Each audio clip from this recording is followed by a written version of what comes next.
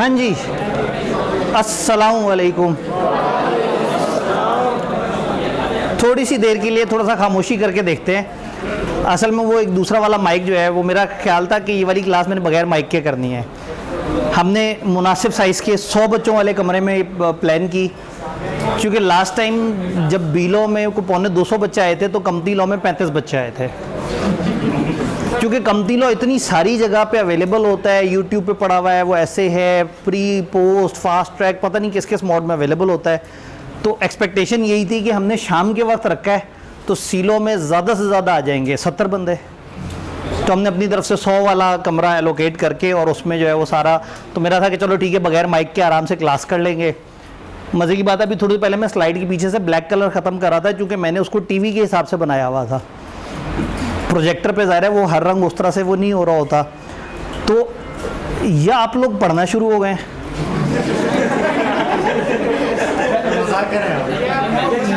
या सीरियस हो गए, क्योंकि इस कमरे की 200 कैपेसिटी है और जो इस वक्त ओवरलोड हुई हुई है। और मेरे ख्याल में कुछ लोग जो है ना, शुगर हमने फर्स्ट कम फर्स्ट सर्व लिखा हुआ था कि बाद में जो है ना वो शायद थोड़ा सा ये खौफ भी है कि ये शायद ऑनलाइन ना मिले। तो ऐसी कोई घबराहट वाली बात नहीं है।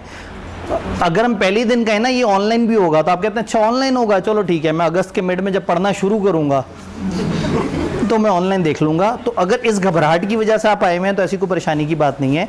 तकरीबन 4 से 5 दिन बाद ही हमने ऑनलाइन भी इसको अवेलेबल करना शुरू कर देना है। लेकिन अगर पहले ही दिन हम कह देते हैं कि ऑनलाइन हमने अवेलेबल करना है, तो वो जो आपके अंदर इस वक्त जोश है कि हम पढ़ना शुरू कर दें, साथ साथ पढ़ें, आग लगा दें, वो वाला जोश ठंडा होने का खदशा है। तो अगर किसी को इस जुमले से तसल्ली मिलती है कि बाद में ये ऑनलाइन अवेलेबल हो जाएगा और उसकी वजह से आप ज़रा इजी होना चाहें तो आप इजी हो सकते हैं।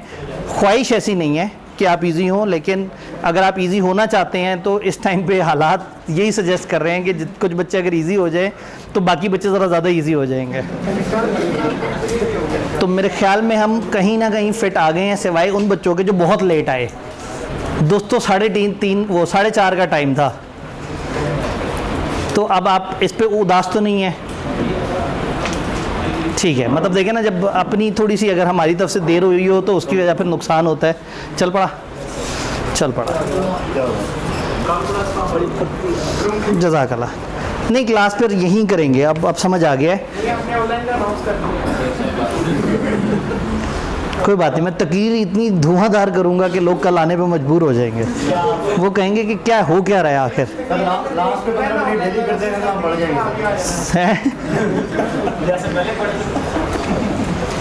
नहीं तो वो जेन्युइनली जो है ना, वो हम एक्सपेक्ट कमती लॉ में नहीं करते कि लोग कभी भी ज़िंदगी में सीरियस हो सकते हैं। बी लॉ का बच्चा ज़रा बिगनर होता है तो वो थोड़ा सा डरा हुआ होता है तो वो सीरियस हो जाता है। अच्छा, ऑडिट का बच्चा मैच्योर है, उसे पता है कि क्रैश कोर्स एक फ़ायदे वाली चीज़ है। तो ऑडिट में भी तकरीबन 125 से 150 के दरमियान बच्चे थे, बी लॉ में कुछ 150 के आसपास थे। तो सी लॉ बेचारा इतना गरीब सब्जेक्ट है कि इसमें हम सोचते हैं कि बच्चे जो है ना ये तो खुद ही से किताबें पढ़ के पास कर लेते हैं। तो नहीं होगा, तो हमने तो उस हिसाब से किया था। लेकिन इस वक्त सबसे ज़्यादा रश सी लॉ में आ गया, या सी लॉ लोग ज़्यादा दे रहे हैं, या शायद इतना आसान है कि अभी तक पढ़ना शुरू ही नहीं किया था।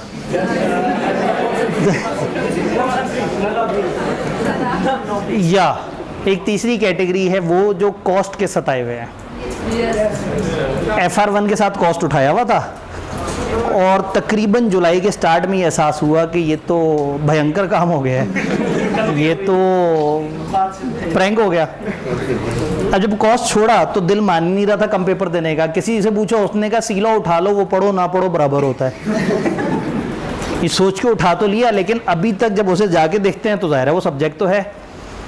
तो फिर किसी ने कहा कि यहाँ एक क्रैश कोर्स वाले बाबा जी होते हैं, वो क्रैश कोर्स कराते हैं, तो जो पूरा सेशन कुछ ना करे सिर्फ क्रैश कर ले वो पास हो जाता है।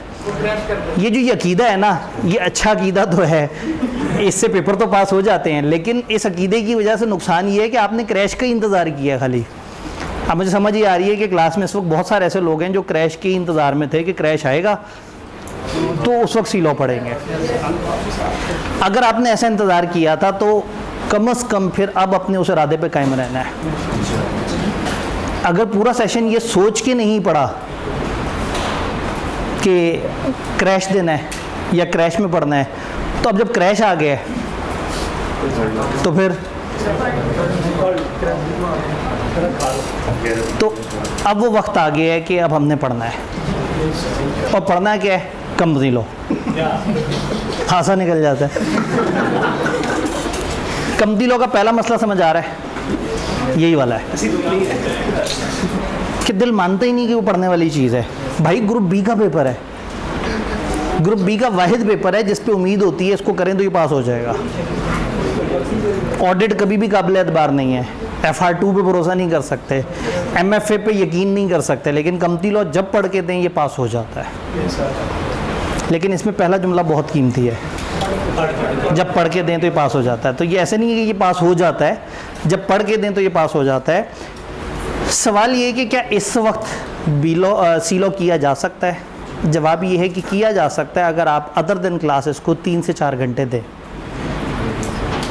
और डेली। आप कहें सर हम इतनी देर तो नहीं पढ़ सकते, ये तो आपने गलत बात कर दी। तो भाई 6 महीने भी तो नहीं ना पढ़ा, तो 11 दिन 4 घंटे दे सकते हैं। सर 11 थोड़ी, आपने तो कहा 12 दिन का है। आज ओरिएंटेशन है, आज मैंने होमवर्क देने ही कोई नहीं, तो 11 दिन, यानी कि आज हम शुरू कर रहे हैं, अगले सैटरडे पे ख़त्म हो चुका होगा इंशाल्लाह। अच्छा, क्लास से पहले एक दो स्टूडेंट ने पूछा कि जी चूंकि क्रैश है तो इसमें तो आप ज़रा कम चीज़ें कराएंगे, तो ऐसा नहीं है। जो स्लाइड्स हैं ये एग्जैक्टली वो हैं जो मैं क्लास में, रेगुलर क्लास में यूज़ करता हूँ। हमारा पेस फास्ट होगा। अब लोग क्रैश में अगर आए हैं या इतनी तादाद में आए हैं तो इसके पीछे क्या वजह हो सकती है? क्रैश क्यों लेना है? अलग अलग लोगों से ओपिनियन लेते हैं, क्रैश क्यों? पता नहीं, मेरे तो साथ वाली आ रही थी तो उसने कहा गाड़ी में जगह खाली है, तुम भी साथ चली चलो। मैंने कहा जी मैंने अभी बाद में सोचना है, क्रैश लेने के बाद सोचना है कि क्रैश क्यों लिया। ठीक है जी, क्रैश क्यों? पहले ठीक से नहीं पढ़ा था तो क्रैश में ज़रा थोड़ा सा मौका मिल जाएगा। जब 4 महीने वाला सुकून वाला सिलेबस था उसमें ठीक से नहीं पढ़ा, तो फिर अब 11 दिन में ठीक से पढ़ेंगे पक्का। अब तो हमारे पास ऑप्शन ही नहीं है, अब तो ये सोच ही नहीं सकते कि नहीं अच्छा चलो 11 दिन में ना पढ़ा गया तो फिर बाद में कुछ सोच लेंगे। क्रैश क्यों? क्रैश क्यों जी? सेकंड, इधर से जो सेकंड नंबर पे, क्यों क्रैश? रिवीजन के लिए। क्रैश क्यों? ताकि फास्ट रिवीजन हो सके, जो कॉन्सेप्ट अच्छे नहीं थे वो थोड़े बेहतर हो जाएं। ये इधर जो छोटी सी गली रह गई है उसमें एंड पे जो भाई है, नहीं यानी कि गली में जहाँ टक्कर जिन भाई से होगी ब्लैक कलर के कपड़ों में, जी रिवीजन के लिए। क्रैश क्यों? कम टाइम में ज़्यादा पढ़ाई की जा सके। इसका मतलब आप लोग अच्छे सक्सेसफुल बिजनेसमैन हैं कि जिन्होंने सोचा है कि मैं कम स्पेंड करूँ मुझे ज़्यादा रिटर्न मिले। आपके पास पैसे तो थे नहीं, आपके पास था टाइम, तो आपने सोचा मैं टाइम ज़्यादा क्यों स्पेंड करूँ, मैं कम इन्वेस्ट करूँ और मुझे ज़्यादा रिटर्न मिले। लेकिन जब आप ऐसा सोचते हैं तो फिर उसके बाद इन्वेस्ट तो करते हैं ना। अगर मैं ये कहूँ कि ये कॉन्सेप्ट गलत है कि 11 दिन में पढ़ के पेपर पास हो जाता है, तो ऐसा नहीं है। सैकड़ों ऐसी एग्जांपल्स हैं जो थ्रू आउट बहुत दफ़ा मेल करके बताते हैं कि सर सिर्फ क्रैश लिया था और पेपर पास हो गया। तो क्रैश अपने अंदर एज अ प्रोडक्ट इस काबिल ज़रूर है कि ये पेपर पास करा दे, लेकिन ये खाली प्रोडक्ट नहीं पास कराएगी, सामने वाला बच्चा डिसाइड करेगा उसने पास होना या नहीं होना। वो लोग जो पूरा सेशन क्लासें पढ़ते रहते हैं वो क्रैश वाले दिनों में आके कहते हैं सर क्रैश में आप अच्छा पढ़ा रहे हैं। मैं अक्सर कहता हूँ कि भाई सेशन तो हमने पैसे लेके पढ़ाया, क्रैश तो हम फ्री पढ़ा रहे हैं। तो ये अजीब सी बात है, जहाँ पैसे नहीं कमाए वहाँ सही पढ़ा दिया और जहाँ पैसे कमाने थे वहाँ हल्का पढ़ा दिया। तो फिर मैं उन्हें याद कराता हूँ कि भाई हमने रेगुलर में 3 एग्जाम्पल देखी थी इस चीज़ की, यहाँ 1 एग्जाम्पल देखेंगे। वहाँ हर टेस्ट पे थॉरो डिस्कशन हुई थी, यहाँ टेस्ट अलग से गूगल ड्राइव में पड़े हुए होंगे, हम उसको डिस्कस भी नहीं कर पा रहे होंगे क्लास में। क्रैश रेगुलर क्लास में हर दिन पिछले दिन के सवाल जवाब थे, रीकैप था, यहाँ उस तरह का मजाक नहीं होगा, यहाँ सिर्फ टू द पॉइंट फास्ट में पढ़ाई हो रही होगी। तो क्रैश में मैं अच्छा क्यों पढ़ा रहा हूँ? इसलिए कि आपने ग्लासेस बदल लिए हैं, आपने वाले ग्लासेस लगा लिए हैं जिससे मेरी पढ़ाई नज़र भी आ रही है। मैं तो हमेशा से वैसे ही पढ़ा रहा था और ज़्यादा डिटेल में पढ़ा रहा था, लेकिन उस वक्त आप पहले एक ईद का इंतज़ार कर रहे थे, फिर दूसरी ईद का इंतज़ार कर रहे थे, फिर मुहर्रम की छुट्टियों का इंतज़ार कर रहे थे, फिर अपने सीरियस होने का इंतज़ार कर रहे थे, ICAP के एडमिशन भेजने की आखिरी तारीख का इंतज़ार कर रहे थे, और फिर क्रैश कोर्स का इंतज़ार कर रहे थे। तो पॉइंट ये है कि जब आपका इरादा नहीं ना था तो आपने नहीं पढ़ना था। तो इस टाइम पे मज़ा आएगा। मैं कहता हूँ आज मैं गंदा पढ़ा दूँ, इंतकाम लूँ। जब मैं इतना अच्छा पढ़ा रहा था आप लोग पढ़ना नहीं चाह रहे थे, अब आप पढ़ना चाह रहे हैं। मैं को नहीं, मैं है ना बस गुजारा मुजारा ही पढ़ाना है। उन्होंने कहा नहीं सर आप रहमदिल्ला ऐसे ना करें। तो इसलिए अब आपको ज़्यादा मज़ा आएगा कि अब आप पढ़ना चाह रहे हैं। एक बात हमें समझ आ गई है, मैं अगले दिन अच्छे टाइम से आके जगह मल लेनी होगी। लेकिन प्रॉब्लम ये है कि हमने इसलिए कमरा चेंज किया था कि यहाँ पे पीछे ऑडिट की क्लास हो रही होती है और ऑडिट के बाद उसकी ड्राफ्टिंग होती है, तो फिर ऑडिट के बच्चे निकल रहे होंगे और आप लोग अंदर एंटर हो रहे होंगे, तो उस टाइम पे भी एक अच्छा खासा तसादुम जो है वो हो जाया करेगा। तो आपने कल से जो है वो बड़े महज़िब तरीके से अपने सीनियर्स को पहले कमरे से निकलने देना है और फिर कमरे के अंदर एंटर हो जाना है। तो कोशिश ये करेंगे कि हम पहले से ही फोल्डिंग्स वगैरह एहतियातन वो कर लें, और हो सकता है 1-2 दिन के सीरियसनेस के बाद, जैसे आप उधर 2 हफ्ते के बाद ज़रा ठंडे हो जाते थे, तो इधर हो सकता है 2-3 दिन के बाद आप लोग आहिस्ता आहिस्ता ठंडे होने शुरू हो जाएं। तो क्रैश में सब पॉसिबल है। 3 तरह के स्टूडेंट हैं। एक वो जिसने लास्ट टाइम पेपर दिया था और 40+ पे रह गया, उसने सोचा कि मैं खुद से पढ़ लूँगा, टेस्ट दे देता हूँ। फिर जब टेस्ट देने के बारे में सोचा, उसने कहा टेस्ट का भी ऐसा क्या है, वो भी रहने ही देता हूँ। और ख़ुद से जब उसने पढ़ना था तो जुलाई आ गया, जुलाई का मिड आ गया और उसने पढ़ना ही नहीं शुरू किया। तो अब उसको क्रैश इसलिए चाहिए कि वो अपने पुराने कॉन्सेप्ट्स को रिवाइज़ कर ले। एक बात याद करा दूं, जो लास्ट टाइम 46 पर आया, इस दफ़ा 4 इजाफी नंबर नहीं चाहिए उसे, इस दफ़ा 50 नंबर चाहिए उसे। ये गलत फहमी है कि मेरा 46 पे रह गया था तो अब तो मैंने थोड़ा सा पढ़ना है ताकि 50 नंबर आ जाए। 46 पे आज से 5 महीने पहले रह गया था। इस वक्त आपको 50 नंबर के लिए पिछले दफ़ा जितनी एफर्ट से थोड़ी सी और एफर्ट ही डालनी है। तो एक तो उन लोगों के लिए क्रैश, एक उन लोगों के लिए जिनका सब कुछ बड़ा अच्छा चल रहा है और उन्होंने सोचा कि मैं घर बैठ के जो रिवाइज़ करूं तो उससे बेहतर है कि सर फास्ट तेज़ी से रिवाइज़ करा देंगे। तो ये भी एक अच्छी अप्रोच है। और कुछ ऐसे लोग हैं जो कहते हैं मैंने सिरे से पढ़ा ही नहीं, या क्लासेस में मैं सीरियस नहीं रह सका या रह सकी और अब मैंने सिर्फ क्रैश में ही पढ़ना है। ऐसे लोग जो 0 से 20% के दरमियान प्रेप पे बैठे हैं, मैं उनको फिर कहूँगा कि फिर ये 11 दिन कमती लॉ के अलावा कुछ मत करें। नहीं सर ये ऐसे कैसे हो सकता है, हमने बाकी सब्जेक्ट्स भी तो देने हैं। तो भाईजान 6 महीने आपके पास 3 सब्जेक्ट के लिए थे, तो जब कमती लॉ गरीब की अभी तक बारी नहीं आई तो 11 दिन तो इसे बारी दे दें। अगर ये 11 दिन क्लास के साथ साथ आपने घर जाके टाइम सी लॉ को दिया, इसको इफ़ेक्टिवली किया, तो बहुत ज़्यादा चांसेस हैं कि जब हमारा सेशन एंड हो, यानी कि नेक्स्ट सैटरडे, यानी कि ICAP के इम्तिहान शुरू होने से पूरे 1 महीने पहले आपका 90% सिलेबस तैयार हुआ होगा इंशाल्लाह। तो वो लोग जो 0 से 20% पे हैं, फिर वो कोशिश करें कि वो किसी और सब्जेक्ट को हाथ मत लगाएं, वो सिर्फ सी लॉ को वो करें और सी लॉ को 11 दिन इंसाफ से उसको टाइम दें। आपको 4 घंटे से ऊपर टाइम नहीं लगेगा। अगर आप 0 पे भी बैठे हैं तो भी मैक्सिमम टाइम जो लगना है वो 4 घंटे है घर जाके। डन। बाकी जो सब्जेक्ट्स हैं उसके साथ हम ड्राफ्टिंग सेशन भी कर रहे हैं। सी लॉ में drafting is not a proper skill, यहाँ नहीं चाहिए होती है, यहाँ पे क्रैमिंग बहुत ज़्यादा चाहिए होती है। यहाँ बी लॉ की तरह उस तरह के सिनेरियो कम होते हैं जिसमें पर्सनल रिकमेंडेशन नहीं होती है। यहाँ टाइप 1 और टाइप 2 सवाल ज़्यादा होते हैं, बड़ा कम ही टाइप 3 सवाल हमें मिलता है और उसके लिए हमें बी लॉ वाली ड्राफ्टिंग की स्किल बहुत ज़्यादा नहीं चाहिए। तो हमने इस क्रैश के साथ ड्राफ्टिंग वाली क्लास नहीं रखी। इस क्रैश के साथ क्या होगा, मैं जो चैप्टर ख़त्म कराऊंगा उसके बाद एक वीडियो आपको पास पेपर की आपके उस पर पोर्टल पर आ जाएगी। अब ये ऑनलाइन कैसे शेयर होगा, जो लोग रजिस्टर्ड स्टूडेंट्स हैं उनके तो पोर्टल के अंदर हर दिन का लेक्चर 1 आध दिन के फासले से, देखिए शाम में हम ख़त्म करेंगे, पे उसकी रेंडरिंग वगैरह होगी तो टेक्निकली अगले दिन सुबह पे बात चली जा सकती है। तो 1 दिन के फासले से उनके पोर्टल पे चले जाएंगे। जो कॉलेज में रजिस्टर्ड नहीं है, 4 दिन के फासले से, 4-5 दिन के फासले से डेली यूट्यूब पे हम अपलोड करना शुरू कर देंगे, SBI के यूट्यूब पे, तो वहाँ आना शुरू हो जाएंगे।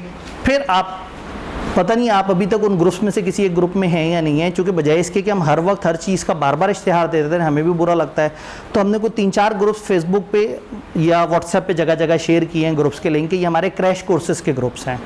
जब आप उस ग्रुप को अपनी पसंद से ज्वाइन कर लेंगे तो उसके अंदर हम क्लास बाय क्लास चीज़ें डालेंगे, तो हमें बुरा नहीं लगेगा कि लोग ऑफेंड हो रहे हैं कि जी हमें क्यों बार बार इश्तिहार दिया जा रहा है। तो पहला स्टेप है कि आप क्रैश कोर्स के ग्रुप में आ जाएंगे। तो क्रैश कोर्स के ग्रुप में आपको हर सब्जेक्ट के अलग ग्रुप्स दिए जा रहे होंगे, यानी बजाय इसके कि मैं कमती लॉ की हर बात जनरल वाले ग्रुप में जाके हर वक्त कर रहा हूँ, तो मैं कमती लॉ के ग्रुप्स में करूँ।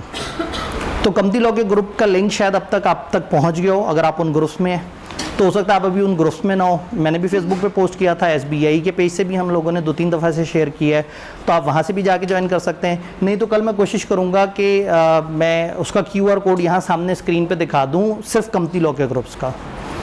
तो अगर आप उसमें ज्वाइन कर सकें, उससे क्या होगा, उस ग्रुप की डिस्क्रिप्शन में गूगल ड्राइव होगी। गूगल ड्राइव में हमारे जो जो टेस्ट कंडक्ट होने हैं, जो जो प्लान है, जिस तरह से हर दिन जो स्लाइड्स करा रहा हूँ उसकी सॉफ्ट कॉपी वहाँ आती चली जाएगी। उसी गूगल ड्राइव में हम लोग ये यूट्यूब के लिंक्स या पूरी की पूरी वीडियो क्रैश कोर्स की उठा के डाल दिया करेंगे, लेकिन तकरीबन 4 से 5 दिन बाद। डन। और 4 से 5 दिन बाद भी इतनी कोई देर नहीं हो जाएगी, चीज़ें सही से चल रही होंगी। तो क्या पढ़ना शुरू करें? पढ़ाई शुरू करते हैं। मैंने थोड़ी सी हल्की फुल्की एडिटिंग करने की कोशिश की। अच्छा, इसमें जो है ना एक बड़ा अहम किरदार होगा इन क्लासेस के कंडक्शन में, सबसे राइट पे बैठी हुई खातून का। परेशान हो गए, उन्होंने कहा मेरा किरदार। यहाँ हमारे पास ना ऊपर जो सॉकेट है उसमें 5 बटन्स हैं। हाँ, आपकी तरफ से जो पहला बटन है ये 1 कहलाएगा, इसे बटन बंद करके देखें, और इससे एक बटन के फासले पे जो तीसरा बटन है वो 3 कहलाएगा। इसे बंद करें, देखें गेम ऑन हो जाती है। यानी जब हमें ज़रा थोड़ा सा रंग बिरंगा डिस्प्ले देना होगा, जब आपको ज़रा ज़्यादा कोई स्क्रीन पे चीज़ें दिखानी होंगी, तो मैं खातून से रिक्वेस्ट कर लूँगा वो उसको लाइट ऑफ, या तो इसमें जो है ना जितना मैंने रोल प्ले करना है उतना ही ये खातून ने भी जो है ना हिम्मत करनी है। तो या तो ये खातून को समझ आ जाएगी कि ये एक सवाब का काम है और वो डेली आके यहाँ बैठेंगी, या कल ये गायब हो जाएंगी, कहेंगी सर ने मेरे से इतनी मुशक्क़त कराई। तो ये जो है ना, तो ये इस वक्त क्लास के वसीदर मफाद में है कि जो खातून यहाँ बैठे वो एक अहम जिम्मेदारी अदा करेंगी। तो आपको अगर बीच में थोड़ा सा बुरा लगे या ऑफेंडेड लगे तो आपके बिल्कुल साथ जो खातून है आपने उन्हें कह देना है। तो अगर सबको बुरा लग रहा हो तो फिर हम यहाँ पे बॉयज़ की क्लेन डाल देंगे, और जो सबसे एंड पे बच्चा बैठा होगा मुझे कह देंगे। कुछ तो ऐसे लोग होंगे जो नहीं बुरा मानेंगे, ठीक है जी। आवाज़ अब क्लियर है? अभी आवाज़ क्लियर है? आवाज़ क्लियर है। तो इसमें जो है ना वो हमने ये डिस्प्ले के तौर पे, तो अब पहला बटन 1 है और तीसरा बटन 3 है। तो अगर मैं 1 कहूँगा तो ऑफ हुआ हुआ तो ऑन करना होगा, और ऑन हुआ हुआ तो ऑफ। तो 1 3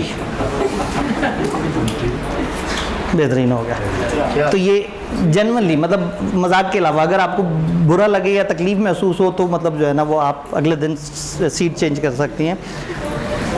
तो लेकिन जनरली अगर एक ऐसी क्लास हो रही है जो वैसे ही बगैर पैसों की हो रही है तो ये सवाब है, उस सवाब में इनका भी कंट्रीब्यूशन होगा तो इनको भी सदका जारिया। और कल को जो यूट्यूब पे ये स्क्रीन पे लिखा हुआ कंटेंट देख रहे हैं वो सब भी दुआ करेंगे, वो दुआएं भी पहुंच जाएंगी। तो इंशाल्लाह ताला मैंने काफ़ी मोटिवेट कर दिया है। तो अच्छा जी, अब हमारा टारगेट क्या है? 3 कहा जाना उन्होंने कहा नहीं जी बात 1 नहीं, ये विजिबल है। एक काम करते हैं, तजर्बा करके देख लेते हैं। ये सबसे एंड पे ग्रीन शर्ट वाले भाई, सबसे आखिरी लेन में नहीं नज़र आ रहा, बिल्कुल नज़र नहीं आ रहा, ना करें। हो सकता है भाई की आंखें कमज़ोर हो, मैंने सैंपल ही गलत उठा लिया हो। चलें ठीक है, फिर हमें जो है ना वो 1 भी करना पड़ेगा, क्योंकि बाद में जो यूट्यूब पे देख रहे हो तो लगता है एक भूत फिर रहा है, ऊपर से काले कपड़े भी पहने हुए। नहीं जी, 4:30 से 5:45 इसका टाइम हुआ करेगा इंशाल्लाह ताला जी। इसका मतलब है कि मसला कलर्स का नहीं था, मसला जो लिखा हुआ टेक्स्ट है उसका। मैं पढ़ के भी सुना देता तो कोई मसला नहीं। ये 22 जुलाई से 27 जुलाई तक मंडे से सैटरडे, फिर 29 जुलाई से 3 अगस्त तक मंडे से सैटरडे, तो ये 2 वीक्स हैं। और ये 2 कॉलम बने हुए हैं, इसमें लेक्चर्स लिखा हुआ और इसमें टेस्ट। आज ओरिएंटेशन और थोड़ा सा चैप्टर 1 का स्टार्ट, हल्का सा इंट्रोडक्शन, और कोई टेस्ट नहीं। कल चैप्टर 1 कंप्लीट इंशाल्लाह ताला, कल भी कोई टेस्ट नहीं, क्योंकि चैप्टर 1 जब कल कंप्लीट होगा आप घर जाके उसे रिवाइज करेंगे। जब आप अगले दिन आएंगे तो आपने चैप्टर 1 इस काबिल हो आपका कि आप उसका टेस्ट दे सकें। अब 2 तरह के लोग हैं, जो रजिस्टर्ड स्टूडेंट्स हैं वो तो जाके एक रूम है जिसमें टेस्ट हो रहे होते हैं, वो मैं कल परसों उसका प्रोसेस भी बता दूंगा, ग्रुप में बता देंगे, वो वहाँ जाके टेस्ट दे देंगे। जो रजिस्टर्ड स्टूडेंट नहीं है, अब ज़ाहिर है जो रजिस्टर्ड है वो कहते हैं जी पैसे हमसे लिए, क्लासें सबको पढ़ा रहे हैं। तो जो अनरजिस्टर्ड स्टूडेंट्स हैं गूगल ड्राइव पे टेस्ट भी अपलोड कर देंगे हम, और 1 दिन के फासले से उसका सलूशन भी अपलोड कर देंगे, ताकि वो उसे देखें, अपने सलूशन को करें और अपने आप को सेल्फ असेस कर सकें। एंड पे जब मॉक हो तो मॉक हम रजिस्टर्ड या अनरजिस्टर्ड दोनों स्टूडेंट्स की चेक कर दें। तो हम उस वक्त तफरीक ना रखें, लेकिन इस टाइम पे जो पैसे दिए हुए स्टूडेंट हैं उनके दिल ना टूटें कि ये क्या बात है पैसे हमसे लेके और पढ़ाना भी सर ने एंड पे क्रैश में अच्छा होता है। तो ये इस तरह से हमारे चैप्टर वहाँ चैप्टर वाइज टेस्ट अवेलेबल होते जा रहे होंगे, आप लोग अपने अपने हिसाब से करके अपने आप को असेस कर सकेंगे। और जो रजिस्टर है हमारे पास कंपनी लॉ में किसी भी प्रोडक्ट में pre post fast track whatsoever आप इन टेस्ट को अटेम्प्ट करके अगर आप जमा करा देंगे, एक रूम में बता दूंगा तो वहाँ आपको चेक होकर मिल जाएंगे। क्योंकि बेचारे टीएस का भी कोई कसूर नहीं है कि मैं उन्हें कहूँ कि सेशन पर आपने मेहनत की है, अब बाहर से बहुत सारे बच्चे आएंगे, अब उन सारों के टेस्ट चेक करने हैं। ऊपर से एक दफ़ा अगर हमने जिम्मेदारी ले ली तो ये हमारी तरफ से फेवर नहीं होगी, ये आप लोगों ने हमारी ऑब्लिगेशन समझ के हमारा बेड़ा गर्क कर देना है। जैसे अभी हमने जब ये क्लास दी है तो उसके बाद से हमें थ्रेटनिंग ईमेल्स आ रही हैं, इसको ऑनलाइन क्यों नहीं दे रहे, ये क्या तरीका है, ऐसे थोड़ी होता है। अब मैं पूरा सेशन इंतज़ार कर रहा था और आपने अभी तक इसको ऑनलाइन नहीं दिया, इसको 4 दिन बाद क्यों ऑनलाइन कर रहे हैं, पहले दिन से मतलब मुझे ऐसा लगा जैसे मैं पैसे खा के बैठा हुआ था। और जो है तो हम बड़ी नेक नियति से एक सर्विस दे रहे हैं, तो यकीन माने हम एक टाइम पे टेस्ट भी चेक करके देते रहते थे, लेकिन अब चूंकि आवाम आहिस्ता आहिस्ता बहुत बदतमीज़ किस्म की हो गई है तो इसलिए हम जिम्मेदारी नहीं ले रहे। हम टेस्ट गूगल ड्राइव पे डाल देंगे, वहाँ लोग टेस्ट देखें, अपने तौर पे करें और अगले दिन जो अपलोड हुआ हुआ सोल्यूशन उससे अपने आप को कंपेयर कर लेंगे। फिर भी किसी स्टूडेंट को शदीद तरीन परेशानी हो और उसको कि नहीं भाई वो मेरा टेस्ट अगर एक आध चेक हो जाता तो क्या ही अच्छा था, आप मुझे डायरेक्ट ईमेल भी कर सकते हैं, मैं कोशिश करूँगा कि 2-3 दिन में आपको उसके ऊपर रिस्पॉन्स दे दूँ। लेकिन तब तक बात पहुँचेगी नहीं क्योंकि सी लॉ में ड्राफ्टिंग इशू ही नहीं है, सी लॉ में जो ज़्यादा इशू है वो रिटेंशन है। तो ये हमारा इंशाल्लाह ताला प्लान है। 3 को ख़त्म होना है लेकिन 5 अगस्त एक टेस्ट हमने थोड़ा सा आगे करके, यानी कि इस दिन हमारा जब ख़त्म होगा तो फिर उसका टेस्ट मंडे को फिज़िकल में कंडक्ट होगा रजिस्टर्ड स्टूडेंट्स के लिए और बाकियों के लिए वो गूगल पे अपलोड हो जाएगा। बात समझ आ रही है जी? चैप्टर 4 का चैप्टर 4 का टेस्ट नहीं डाला, ये बेचारा बहुत ही गरीब सा चैप्टर है, मैं इसको 3 के साथ मिक्स करता ना तो 3 की अपनी इंपॉर्टेंस ख़त्म हो जाती, तो 4 बेचारे का टेस्ट नहीं है। आप उस टाइम पे अगर कहेंगे तो हम एक आध दिन बाद उसको भी अलग से भी डाल देंगे, वो तो कोई मसला नहीं है। ओरिएंटेशन में इस वक्त शामिल क्या है, हम कंपनी लॉ के मेन इश्यूज डिस्कस करेंगे, सिलेबस आउटलाइन डिस्कस करेंगे, पास पेपर का एनालिसिस देखेंगे, पेपर पैटर्न देखेंगे, आईकेप के सवाल कैसे अटेम्प्ट करने हैं उसके ऊपर डिबेट करेंगे और डिफरेंट टिप्स एंड टेक्निक्स पे बात करेंगे इंशाल्लाह। सबसे पहले कंपनी लॉ के मेन मसले क्या हैं? सबसे पहला और सबसे खौफनाक मसला जिसका आप सारे शिकार हैं, कंसिडरिंग एन ईजी गेम। सी लॉ हो जाएगा, महीना गुजरा सी लॉ हो जाएगा, आधा सेशन गुजर गया सी लॉ हो सकता है, 2 महीने रह गए सी लॉ हाँ शायद हो सकता है, फिर क्रैश का पता लगा दोबारा से हाँ हो जाएगा। पहले दिन तो ऐसे ही लग रहा है ना, अब 2 दिन बाद जब आप दोबारा से वैसे ही सुस्त होना शुरू हो जाएंगे तो फिर होगा कि पता नहीं होना है या नहीं होना। तो मेरे ख्याल में 11 दिनों में तो सुस्ती नहीं होनी चाहिए। अगले 11 दिन में अगर आप ठंडे पड़ गए तो फिर इसका मतलब है फिर आपने सेशन सोचा हुआ ही नहीं है सी लॉ का। क्रैश कोर्स का टू मी सबसे बड़ा फ़ायदा ये है कि आप ज़बरदस्ती अपने ऊपर एक स्केड्यूल तारी करके फोर्स्ड इन्वायरमेंट में रिवीजन कर लेते हैं पूरी। आप घर बैठ के जितनी मर्जी आपकी अच्छी तैयारी है, आप 11 सवा घंटे के सेशंस लगा के पूरे सिलेबस को रिवाइज नहीं कर सकते। तो अगर एक एक्सपीरियंस टीचर जो कि आपको आके करा रहा है, और ये शायद मेरा पता नहीं कोई 150वां या 200वां क्रैश कोर्स होगा सी लॉ का, ये सब्जेक्ट तो सबसे ज़्यादा इस पे काम किया है ना। मेरा तो फाइनल का जो मेन जो एरिया ऑफ स्पेशलाइजेशन है वो कॉर्पोरेट लॉज है। आप फाइनल में जाएंगे तो आपको पता लगेगा, वहाँ तो किताब सिर्फ एक ही बंदे की है पूरे पाकिस्तान में, यानी कि ये मेरा फेवरेट एरिया है कॉर्पोरेट लॉ। लेकिन कंपनी लॉ बेचारा इतना छोटा सा है कि इधर वो उस वाली स्पेशलाइजेशन की इतनी ज़रूरत ही नहीं, ना बेयर लॉ की ज़रूरत है, तो उस कॉर्पोरेट लॉ के अंदर भी कंपनी लॉ का पोर्शन है। तो ये क्रैश कोर्स तो वो है जो मतलब लातादाद दफ़ा कराया हुआ है। तो मेरा फेवरेट टाइम यही होता है जब एंड पे हमने क्रैश कोर्स करना होता है, इसलिए कि उस वक्त मुझे सामने वाले लोगों की आंखों में भी चमक नज़र आती है। वरना सेशन के स्टार्ट में उनके चेहरे पे क्वेश्चन मार्क होता है कि पता नहीं मैंने जो बी लॉ दिया है पास होगा या नहीं होगा, पता नहीं FR1 की बेस पे FR2 की एग्जामिशन मिलेगी नहीं मिलेगी। तो इस वक्त अब आप लोग फ्रेश हैं, तो इस वक्त आपको पढ़ाने का भी मज़ा आएगा और आप लोगों को पढ़ने का भी मज़ा आएगा। तो कंसिडरिंग इट ईजी गेम, जो लोग सी लॉ को आसान मानते हैं वो आसानी से फेल हो जाते हैं, क्योंकि बाकी सब्जेक्ट में ना फेल होने के लिए मेहनत करनी पड़ती है, कोर्स में ना काफ़ी प्रैक्टिस करनी पड़ती है, काफ़ी ज़्यादा जद्दोजहद, फिर आप पेपर देते हैं फिर फेल होते हैं, थोड़ा एक मुशक्क़त है। सी लॉ में सिर्फ सोचना होता है कि मैंने पढ़ना है, फिर सोचना होता है मैंने पढ़ना हुआ करता होता है, फ्यूचर इंडेफिनिट इम्पॉसिबल टेंस, चूँकि सीलो के बाद से पढ़ना होता है, अब पढ़ना है। मेरे ख्याल में अब मज़ीद गुंजाइश नहीं रही। या अगर किसी को लग रहा है कि अभी भी गुंजाइश है तो मज़ीद ईजी भी खेला जा सकता है। तो ये 11 दिन ना बाकी सब्जेक्ट्स को खुदाफिज कह दें और इस सब्जेक्ट के पीछे पड़ जाएं वो लोग जो इस आसरे पे थे कि एंड पे अचानक से शायद कोई मसीहा आके जो है ना मसले हमारे हल कर देगा। यानी पाकिस्तान में हम एक लीडर ही ढूंढते रहते हैं कि एक लीडर आएगा और अचानक से पाकिस्तान को सीधा कर देगा। हमने तो नहीं सुधरना, लेकिन एक लीडर ज़रूर आएगा अचानक से और वो हम सबको बदल देगा। रेवोल्यूशन के इंतज़ार में रहते हैं, एवोल्यूशन नहीं करनी, अपने आप को बेहतर नहीं करना। तो अब जब अपने आप को बेहतर नहीं करना और अगर वो मसीहा आ गया तो अब कम से कम उस टाइम पे तो कम से कम जाग जाएं। ये 11 दिन आपने इसको देने हैं। क्या ये डूएबल है, प्रैक्टिकेबल है? यस, 11 दिन इज़ एनफ फॉर सीलो अगर आप सही से तैयार करें और अगर साथ साथ चलें। और क्या हम कोई और सब्जेक्ट पढ़ सकते हैं? जिसको सीलो पहले से आता है वो साथ साथ और सब्जेक्ट पढ़े, लेकिन जो इस वक्त इन 11 दिन सीलो को करना चाह रहा है वो फिर 11 दिन किसी और सब्जेक्ट को ना करे, सीलो को करे। और मेरे ख्याल में 4 घंटे इज़ द मैक्सिमम टाइम जो आपको किसी भी दिन देने की ज़रूरत है इसे। रिटेंशन एंड क्रैमिंग, असल प्रॉब्लम ये याद नहीं होता, और याद हो तो याद रहता नहीं है। पहला मसला पहली दफ़ा याद नहीं होता, और जब याद हो जाए तो देर तक अपने पास रहता नहीं है। क्योंकि टीचर तो बहुत स्लो चल रहे होते हैं ना, 3 साढ़े 3 महीने में सिलेबस ख़त्म करा रहे होते हैं, तो 3 महीने बाद याद ही नहीं होता कि पहले चैप्टर में क्या पढ़ा था। इधर वो मसला ही नहीं है, हमने अगले सैटरडे फ्री हो जाना है इंशाल्लाह, बशर्ते सेहत, ज़िंदगी, सारी चीज़ें इंशाल्लाह ताला चलते रहेंगे। तो रिटेंशन एंड क्रैमिंग का अब इस वक्त क्या सलूशन है? अगर आप मुझे सेशन के शुरू में मिले होते तो मैं आपसे कहता कि सारी चीज़ें लिख के करना शुरू कर दें। जिस टाइम पे मिले हैं ये एक्सपेक्ट करना कि आप सारा लिखेंगे ये भी पॉसिबल नहीं है, तो भी मैं सेशन एंड तक एक सलूशन दूंगा कि कुछ मुनासिब सा लिख लिया जाए तो भी हमारा काम चल जाए। आई कैप के सवाल कैसे अटेम्प्ट करने, ये एक बड़ा टिपिकल प्रॉब्लम होता है कि हम रट्टे वाले सवाल में खाम-खा लॉजिकल डिबेट करना शुरू कर देते हैं। ये एक लॉजिकल सवाल होता है, हम खाम-खा वहाँ रट्टे वाली बातें करना शुरू कर देते हैं, तो इस पर भी डिबेट होगी। देन एक प्रॉब्लम, शॉर्टकट सिलेक्टेड स्टडी। पूरे सीए का पीआरसी से लेके एमएसए तक सबसे छोटा पेपर है कंपनी लॉ।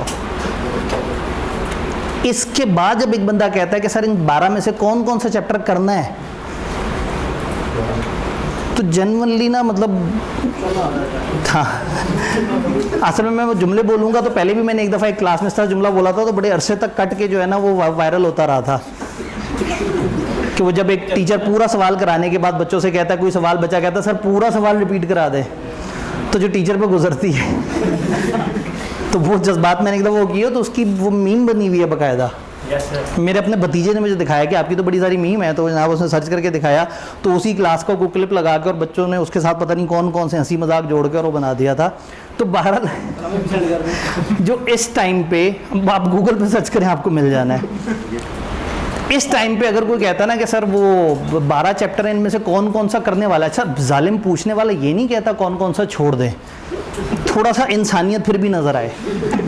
वही कहता है कि सर 12 हैं, हमने कौन कौन से करने हैं। तो वहीं से समझ आ जाता है कि ये बच्चा अगले सेशन को सोच रहा है, क्योंकि ये सेशन वाली तो हरकतें हैं ही नहीं। वो गिनती के 12 चैप्टर्स हैं, कोई उसमें आपने शॉर्टकट नहीं लगाना। हाँ ये ज़रूर हो सकता है कि आप कहें कि हाँ भाई चैप्टर 4 थोड़ा कम दफ़ा आ रहा है तो मैं उसको उतना अच्छा रट्टा ना लगाऊं जितना अच्छा रट्टा मैं चैप्टर 3 को लगा लूँ।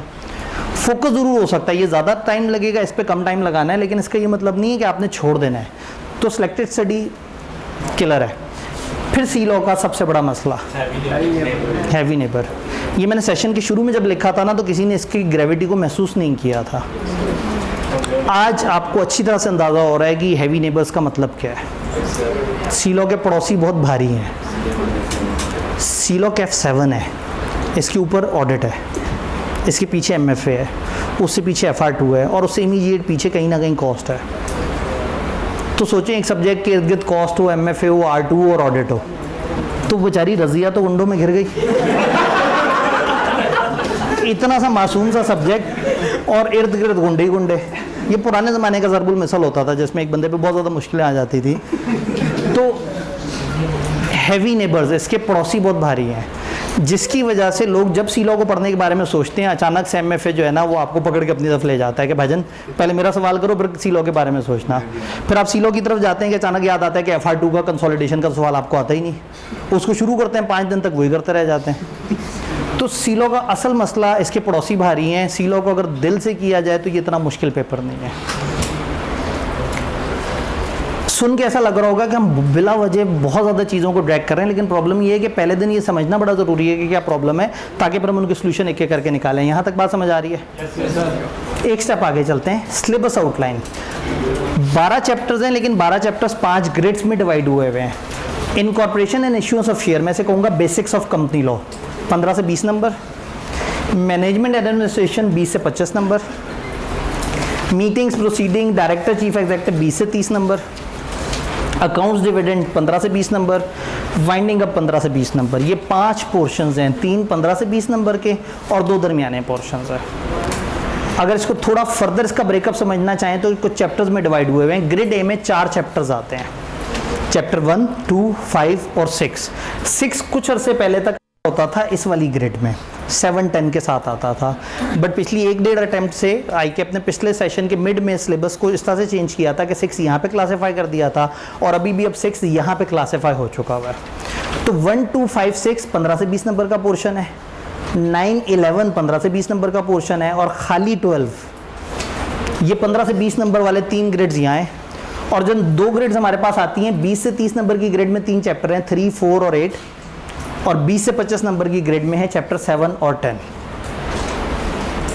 अगर मुझसे पूछा जाए कि कोई एक ऐसा चैप्टर बताएं जिसमें से लाजमी सवाल आना है, तो सामने देख के क्या नज़र आ रहा है? 12 से सवाल आना ही आना है, उसकी ग्रेड है। ठीक, उसके बाद अगर आप देखें तो ये 2 चैप्टर से 15-20 नंबर कवर हो रहे हैं। इन 2 में से भी चैप्टर 9 2 सफ़े का चैप्टर है, चैप्टर 11 है 5-6-7 सफ़े का रट्टे वाला। तो इधर किताब के 3 बड़े चैप्टर हैं, 1, 2 और 3। तो 1, 2 बेचारे लोगों की नफरत का शिकार बन जाते हैं कि पढ़ तो लेते हैं लेकिन याद करते हुए सबसे एंड पे उनकी तरफ आते हैं कि इसमें मेहनत ज़्यादा है और उसमें से निकलता कम है, और कुछ जगह मेहनत कम करनी पड़ती है, आउटपुट ज़्यादा। जैसे ये 5.5 सफ़े का चैप्टर है।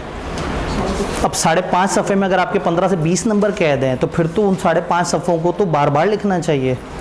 मैं तो कहता हूँ कि अपने कमरे की दीवारों पे लगा दें, अपने दरवाजे के पीछे लगा दें, तो 5.5 सफ़े, 4 दीवारें हो गई, 1 दरवाज़ा हो गया, तो जो आधा रह गया वो छत पे पंखे से ऊपर, आँख खोले तो एक उसके टॉपिक पर नज़र पड़े। यानी ऐसा टॉपिक, ऐसा एरिया जिसने 15 से 20 नंबर, फ़र्ज़ करें 18 नंबर का पेपर यहाँ से आया और 18 नंबर आप ले सकते थे, या 17 नंबर आया और 17 ले सकते थे। पेपर पास करने के लिए जितने नंबर चाहिए उनका 1/3 ये चैप्टर दे देगा। तो ये चैप्टर इस काबिल है कि इसकी ताज़ीम की जाए, इसे लिखा जाए, इसे बार बार दोहराया जाए, इसके सवालों को अच्छी तरह से किया जाए।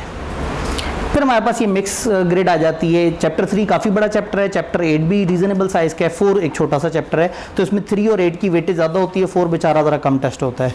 और फिर 7 और 10, जिसमें 7 आईकेएफ को बहुत ज़्यादा पसंद नहीं और 10 आईकेएफ को सबसे ज़्यादा पसंद है। इस पूरे सिलेबस में ये नहीं, चैप्टर 12 भी नहीं, इनको चैप्टर 10 बहुत पसंद है, क्योंकि सीलो में जब लॉजिकल सवाल बनाना होता है ना तो इनको मुश्किल पड़ रही होती है कि कहाँ से बनाएं। चैप्टर 10 एक ऐसा एरिया है जो कि है तो 4 सफ़े का चैप्टर, लेकिन आईकेएफ यहाँ से टेक्निकल टेढ़े सवाल बना के लोगों को परेशान करने की सलाहियत ज़रूर रखता है। तो जिस भी चैप्टर में जाएंगे उस चैप्टर को उसके मिजाज के मुताबिक इंशाल्लाह ताला लेके चल रहे होंगे। जब ये सिलेबस आउटलाइन देखते हैं तो आपके जहन में फ़ौरन से ख्याल आता है कि नहीं सर, आईकेएफ तो झूठ बोलता है, वो जो कहता है वो करता ही नहीं, और जो करता है वो कहा नहीं होता उसने। तो एक दफ़ा देखते हैं कि आईकेएफ ने अभी तक किया क्या हमारे साथ। 15 से 20% उसने कहा पहला वाला पोर्शन। स्प्रिंग 2022 पहली अटैम्प्ट थी, जब से कंपनी लॉ अकेला हुआ था, इससे पहले ये कंबाइंड होता था। पिछली 5 अटैम्प्ट्स में 18 नंबर, 10 नंबर, 10.5 नंबर, 17.5 और 13। अगर मैं वेटेड एवरेज निकालूं 5 अटैम्प्ट्स की तो 14%। कहा 15 से 20% और रहा 15 से पीछे, यानी ये 15 से पीछे, ये 15 से पीछे, ये 15 से पीछे, और ये 2 थोड़े थोड़े से आगे हैं। तो इजीली मैं कह सकता हूँ पहला पोर्शन 15 नंबर का। फिर उन्होंने कहा 20 से 25 नंबर, 24, 25, 32, 24, 20, एवरेज निकली 25। यहाँ 20 से 25 बोला और पूछा कितना, तो वो 4 चैप्टर्स में से औसतन 15 और ये 2 चैप्टर्स में से औसतन 25। और इसमें बेचारे चैप्टर 7 की बारी कम और चैप्टर 10 पे बहुत ज़्यादा। 2 अटैम्प्ट में 23 नंबर एक चैप्टर से पूछे हैं। 4 सफ़े का चैप्टर है, क्योंकि उन्हें पता है कि इसी में से लॉजिक पूछी जा सकती है और इसी में ही लोग बेचारे फ्लॉप हो जाएंगे। तो हम एक पूरा दिन, चैप्टर छोटा है लेकिन पूरा दिन इसको समझने में गुजार देंगे कि इसके अलग अलग एरियाज़ क्या हैं और हमने उनके दरमियान किस तरह से डिफरेंस करना है। फिर उन्हें 20 से 30 नंबर का जो एरिया दिया, वहाँ से औसतन 26 पूछा। पिछली 2 अटैम्प्ट से वो 30 के करीब पहुँच रहे हैं, लेकिन उससे पीछे ज़रा थोड़ा सा हल्का चल रहा था काम। तो मैं कह सकता हूँ कि ये 25 से 30 है, 20 से 30 नहीं है, 25 से 30 है। फिर 15 से 20%, ऑन एवरेज 18%। पिछली 4 अटैम्प्ट्स में देखें तो एक अटैम्प्ट में ज़रा कम है, वरना 20, 16, 28 इस नंबर के यहाँ से पूछ रहे हैं। जब मैं इसकी वेटेड एवरेज निकालता हूँ तो 18 है। सिर्फ एक अटैम्प्ट 15 से पीछे गई है, बाकी सारी अटैम्प्टें 15 से तो ऊपर है और कुछ तो बहुत ही ऊपर है। फिर आती है आखिरी वाली ग्रेड, एक ही चैप्टर है, 18, 20, 15.5, 15, 18। तो अगर मैं वेटेड एवरेज निकालूं तो 17%। क्या सिलेबस आउटलाइन के साथ ये सारा मैप समझ आ रहा है? थोड़ा सा इसको मज़ीद रिफाइन करते हैं। 5 चैप्टर्स में से 68% पेपर आ रहा है। इस तरह के एनालिसिस देखने के बाद लोग कहते हैं शॉर्टकट लगा लेते हैं, तो शॉर्टकट नहीं लगाना। इन 5 पे ज़्यादा फोकस करना है, इन 3 पे थोड़ा सा कम फोकस करना है। ये सुपर इंपॉर्टेंट है, ये मॉडरेटली इंपॉर्टेंट और ये स्लाइसली लेस इंपॉर्टेंट है, लेकिन इन सब के साथ वर्ड इंपॉर्टेंट लिखा हुआ है। कुछ चैप्टर छोड़ने का डिसीजन नहीं लेना। वो कभी भी किसी भी दिन किसी भी उसमें चैप्टर पे मूड पे आ जाते हैं। आप ये देखें कि ये चल रहा था 0, 0, 6.5, अचानक से 9 नंबर पूछ लिया, अचानक से 10 नंबर पूछ लिए। तो वी नेवर नो कि वो उस वक्त पेपर में उसको किस तरह से डिवाइड करें। कुछ इस तरह की अटैम्प्टें भी बीच में आती हैं जिसमें पता लगता है 0, 0, 0, 3 चैप्टर में से सवाल ही नहीं पूछा। तो अलग अलग टाइम, इधर 2 जगह 0 और 1 जगह सिर्फ 2 नंबर का सवाल है, यानी वो MCQs होंगे। तो ये अलग अलग तरह का पैटर्न है। सुपर इंपॉर्टेंट 5 चैप्टर्स, यानी कि चैप्टर 10, 12, 11, 8 और 3। यानी यूँ समझें कि अगर मैं 8 से 12 तक चला जाऊँ तो सिर्फ 9 मिसिंग है, और 9 कहीं ना कहीं दरमियान मॉडरेटली इंपॉर्टेंट में है। तो एट एनी गिवन टाइम अगर आपने सोचना हो कि सीलो का इंपॉर्टेंट जोन क्या है, तो एक तरफ से 3 है और 8 से आगे गिनती चलाते जाना है आपने 12 तक। ये बाकियों से थोड़ा ज़्यादा इंपॉर्टेंट है। ये बात समझ आई? पेपर का पैटर्न क्या है? 15% ऑब्जेक्टिव और 85% subjective.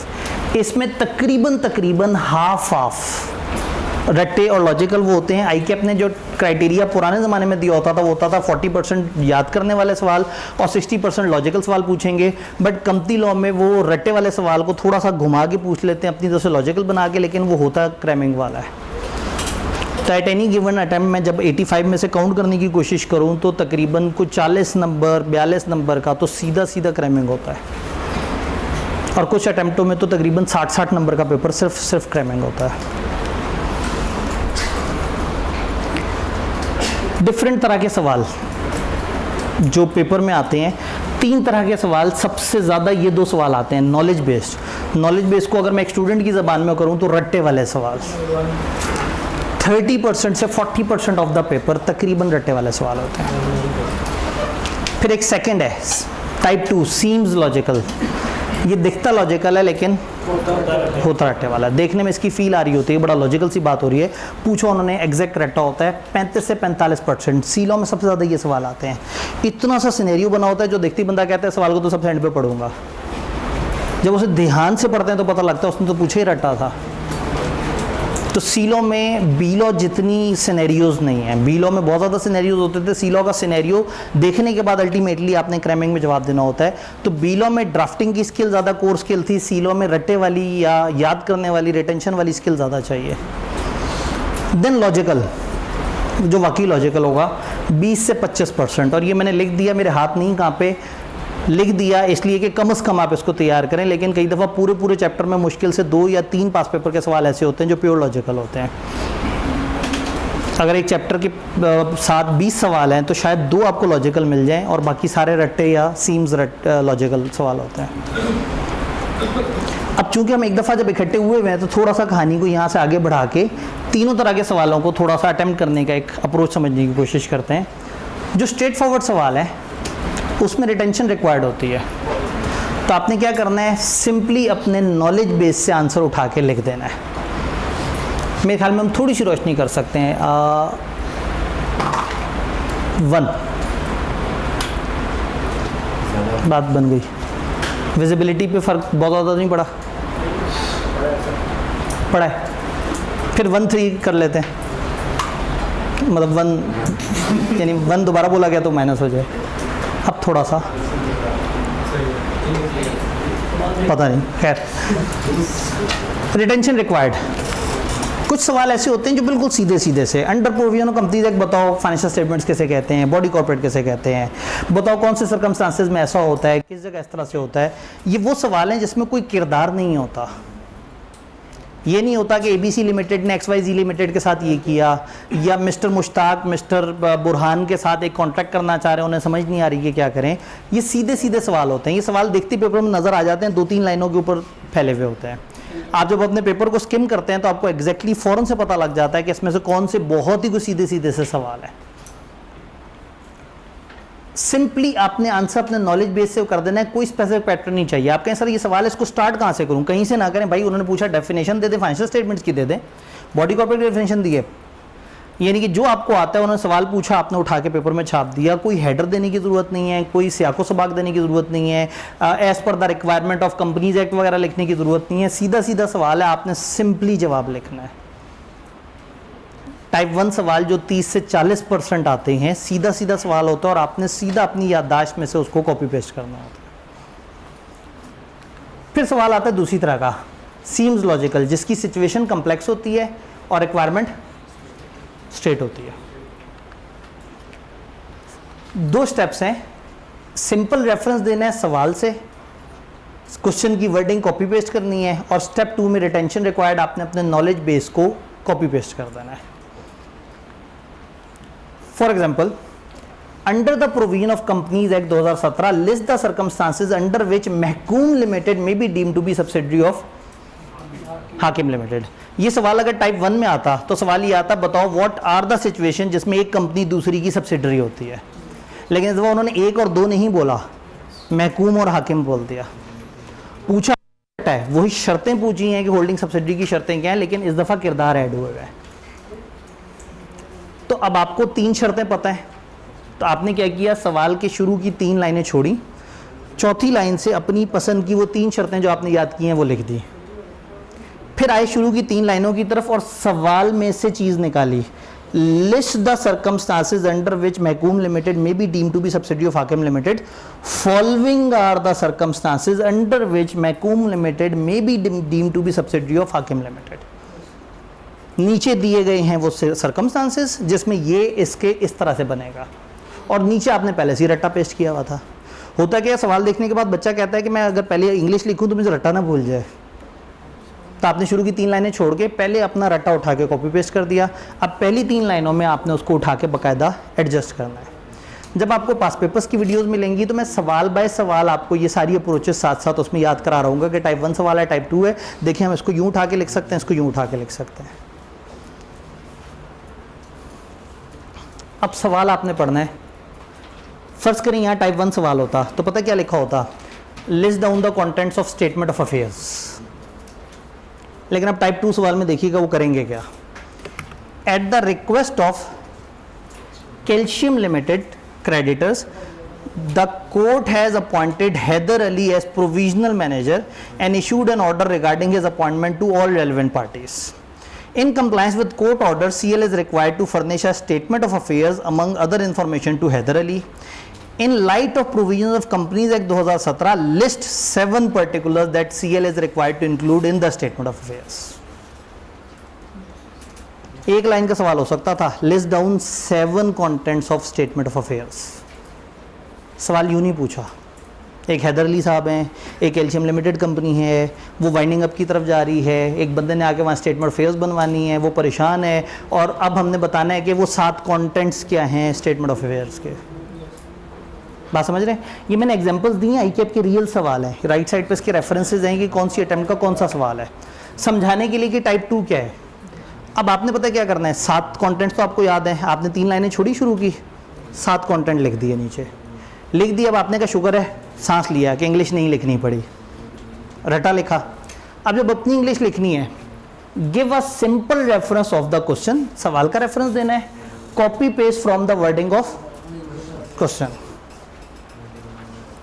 In light of provision of Companies Act list 7 particular that CL is required to include in the statement of affairs. Following are the 7 particular that CL is required to include in statement of affairs.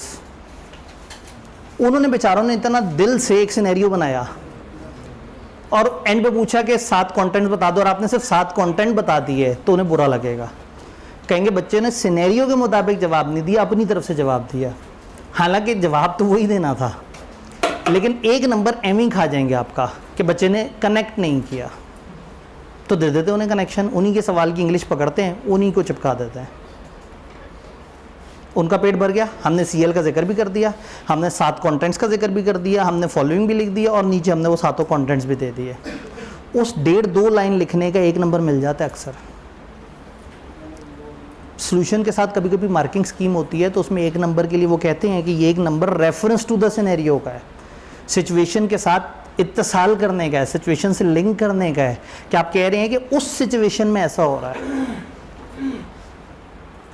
Type 2 सवाल समझ आया? सी law के अंदर majority सवाल यही होते हैं, जो दिखने में इतने ही भयानक लग रहे होते हैं, लेकिन अल्टीमेटली वो 1 लाइन में भी पूछे जा सकते थे। सिर्फ आपने उनका भरम रखना है। उन्होंने बेचारों ने माहौल बनाया था, तो आपने भी स्टार्ट माहौल से करना है, स्या को सबक देना है।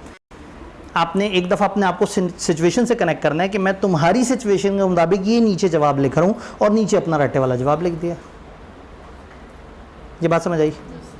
फिर आते हैं हमारे पास तीसरी तरह के सवाल,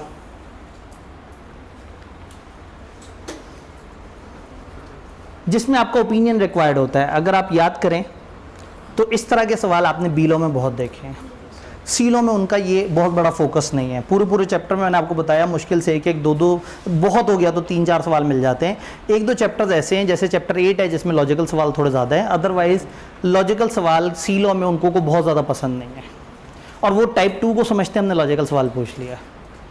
चूँकि यहाँ जो स्किल टेस्ट हो रही है वो रट्टा टेस्ट हो रहा है ज़्यादा, वो देखना चाह रहे हैं कि आपको प्रोविजंस याद कितनी है। और बी लॉ में वकील बनाया होता था इन्होंने कि वकालत करें, बहस करें। तो इसमें आईकैप जब भी लॉजिकल सवाल बनाते हैं और बच्चे सब सही जवाब नहीं देते, तो आईकैप अक्सर रोते हुए कहता है कि बच्चों को 3 स्टेप्स नहीं पता। बच्चे को चाहिए वो लॉ बताए, बच्चे को चाहिए वो सिचुएशन पर तबसरा करे, और बच्चे को चाहिए वो जवाब दे। तो आपने क्या करना है, आपने पहले लॉ, उसकी 3-4 लाइनों में कानून बताया, डिस्कशन ऑफ सिचुएशन के नीचे कुछ बुलेट्स में बताया, और एंड पे अपनी रिकमेंडेशन दे दी। अब आप कहेंगे सर हम तो पकड़े जाएंगे, लेकिन टाइप 1 सवाल में आप नहीं पकड़े जाएंगे। आपकी इंग्लिश माठी है, कोई बात नहीं, आपने तो किताब का रट्टा लिखा। टाइप 2 में आपकी इंग्लिश माठी थी, कोई बात नहीं, पहले आपने रट्टा लिखा और उस 1 नंबर के लिए उन्हीं की अंग्रेजी पकड़ के उन्हीं पे वापस पलटा दी। यहाँ तो पकड़े जाएंगे। देखते हैं, सवाल के 3 हिस्से हैं। यहाँ जब लॉ लिखना है तो किताब वाला, जो रिकमेंडेशन है वो सवाल से निकलेगी। सवाल के एंड पे उन्होंने कहा बताओ इस सिचुएशन में क्या मिस्टर अब्दुल करीम मुश्ताक ने कंपनी एबीसी लिमिटेड में सही काम किया। तो जब आप पूरा तबसरा करके नीचे आ रहे होंगे तो आप क्या लिखेंगे, हाँ जी इस अब्दुल करीम मुश्ताक ने इस वाली कंपनी में बिल्कुल सही किया। तो ये आखिरी ये वैसे ही सवाल से निकलेगा जैसे पीछे वाले के अंदर वो जो आपका स्टार्टिंग पॉइंट था। ये भी रटा है, तो इसमें कहाँ फंसेंगे। अगर आपको अच्छी इंग्लिश लिखनी आती है तो जैसे मर्जी करें, लेकिन अगर आप नॉर्मल सीए के स्टूडेंट हैं, जो कि 80 to 90% लोग वो होते हैं जिनकी इंग्लिश ज़रा कमज़ोर सी होती है, छोटी छोटी सी बुलेट्स बनाएं। अब्दुल करीम मुश्ताक ने एक रिटर्न फॉरवर्ड की, कंपनी ने टाइम पे अकाउंट जमा नहीं कराए, फलाना ने ऐसे किया। छोटे छोटे से सेंटेंस जिसमें उस सवाल के की पॉइंट्स पे हल्की हल्की सी बात हो। जुमले इतने छोटे लिखें कि आपकी grammar, active, passive, direct, indirect English पकड़ी ना जाए। अगर इंग्लिश अच्छी है तो पैराग्राफ्स में लिखें, इंग्लिश हल्की है तो छोटे छोटे से बुलेट्स बना के सवाल को देखिए और उसके डाटा को थोड़ा थोड़ा करके लिख दें। लेकिन इस वक्त मैं इसकी एग्जांपल आपको नहीं दे रहा है, क्योंकि इसकी एग्जांपल के लिए पहले टॉपिक की एक अच्छी ग्रिप होनी चाहिए। तो 2 की मैंने एग्जांपल दी, तीसरे की एग्जांपल फिर पास पेपर की वीडियो के दरमियान आप देगी, क्योंकि मुझे लगा कि इससे हम पे बहुत ड्रैग हो जाएंगे। और चूँकि ये वाला काम आपने बी लॉ में अच्छा खासा किया हुआ है, आई स्ट्रांगली बिलीव, ऐसे ही है। पता लगा आप में कुछ लोग ऐसे हो जिन्होंने बीलो तो अभी दिया ही नहीं, वो सीलो उठा लिया है। सीलो जो है ना वो जादुई पेपर है, दो बंदों ने एक दूसरे की तरफ इशारा किया। लें जी, अब टिप्स एंड टेक्निक्स। यहाँ पे हमें एक रिक्वेस्ट करनी पड़ेगी 1 वाली, नहीं 3, हाँ पता नहीं, हाँ मैं खुद कंफ्यूज हो गया कि 1 और 3 वाले कौन से थे। वो वाली 1 है और ये वाली 3 है। Tips and techniques, how to cram and what to cram at this point of time. ये कीमती है। मैं भी कह रहा हूँ कि आप मुझे सेशन के शुरू में मिले होते तो मैंने आपसे कहना था कि ये गुनाह कबीरा है कि आप एक भी लाइन ना लिखें, आपको सारे चैप्टर 100% लिखने चाहिए। अब कम टाइम में अगर मैं इस वक्त एक्सपेक्ट करूं कि आप पूरी किताब लिख देंगे तो वो लोग जो 5 महीने तक जागे ही नहीं, अब अगर जाग गए हैं, ताज़ा मुसलमान हुआ और मैं तहज्जुद की नमाज़ पढ़वाना शुरू कर दूं और रोज़े रखवाना शुरू कर दूं, भाई मतलब अभी वो है ना मौलफातुल कुलूब है, एक टर्म होती है जो नए नए मुसलमान होते हैं उनको कहते हैं मौलफातुल कुलूब, उनके दिल जोड़े गए हैं। वो जब आते हैं तो उनको आहिस्ता आहिस्ता करके प्रोविजंस दी जाती हैं इस्लाम की। उनको पहले ही दिन सारे के सारे रूल्स को पाबंद नहीं किया जाता कि दिल जोड़े गए हैं, ये आए हैं और आते साथ ही हम इनको बहुत ही ज़्यादा रेगुलेटिव फ्रेमवर्क देंगे तो परेशान हो जाएंगे। तो आप में से अक्सर मुझे नज़र आ रहे हैं मौलफातुल कुलूब, जिन्होंने नया नया पढ़ाई कबूल की है। तो अब सीलों पे ताज़ा ईमान लेके आए हैं और अब सीलो थोड़ा सा पढ़ना चाह रहे हैं, तो कम से कम आप लोगों को आते साथ ही ना फंसाया जाए। तो मज़हब ने हमें एक फ्रेमवर्क दिया है कि किसी को एक अपनी तरफ बुलाओ तो आहिस्ता आहिस्ता करके ज़रा उसका टारगेट दो। तो अब आपको अपनी तरफ अगर बुलाऊं तो मैं ये नहीं कहूँगा कि आप सारा लिखें, तो फिर लिखें क्या? चैप्टर हम सारा पढ़ें, घर जाके आप पढ़ें सारा, लेकिन हर चैप्टर का कुछ सिलेक्टेड कंटेंट ऐसा है जो आपने लिख के करना है। हर चैप्टर के कुछ टॉपिक्स मैंने राइट पे ऐसे लिख दिए हैं जो मेरी शदीद ख्वाहिश है कि ये आपने लाजमी लिख के करना है। ये स्लाइड आपके साथ ग्रुप में भी शेयर हो जाएगी और ये बीच बीच में आप जब कहेंगे मैं आपको बार बार ये याद भी कराता रहूँगा और मैं आखिरी दिन भी ये वाली स्लाइड आपको दोबारा दिखा दूंगा कि ये वो पॉइंट्स हैं जो मैं चाह रहा था कि आप लिखें। तो पूरे चैप्टर ना भी लिखें तो कम से कम ये पॉइंट, जैसे चैप्टर 1 में होल्डिंग सब्सिडरी की डेफिनेशन, प्राइवेट कंपनी की और बॉडी कॉर्पोरेट की डेफिनेशन, और नॉट फॉर प्रॉफिट एसोसिएशन का जो एरिया है, पूरा डेफिनेशन नहीं जो एरिया है, ये 3 बातें कम से कम लिख के की जाएं। तो इससे मुझे थोड़ा हौसला होगा कि मैंने इस टाइम पे भी लोगों को कम से कम इतना बता दिया जो उनकी तैयारी के लिए काफ़ी ज़्यादा अहम है। ये बात समझ आई? टिप्स में पहली टिप ये थी कि क्रैम कैसे करना है और क्या क्रैम करना है।